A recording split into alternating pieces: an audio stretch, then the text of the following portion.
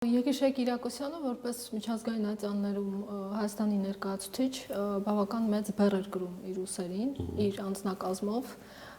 եւ մենք գիտենք, որ պատերազմից հետո բոլոր դատական հայցերը, որոնք մեր համար պետք է լինեին ռազմավարական,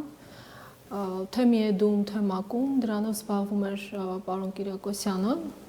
այդ իսկ պատճառով բոլորի մոտ եւ լավ էր զբաղվում, այո, որտեղ մենք իսկապես այդտեղ արդյունքներ ունեինք։ Գոնե ՄԱԿ-ի դատարանի որոշումներով մենք տեսնում էինք, որ իսկապես Հայաստանը արդյունքներ գրանցում է։ Հիմա մտավախություն կա, որ այդ արդյունքներն այլևս չենք ունի։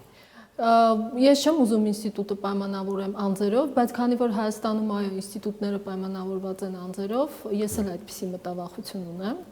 եւ նաեւ մտավախություն ունեմ այն իմաստով, որ մեր կառավարությունը չի փայլում կադրերի ընտրությամբ եւ սովորաբար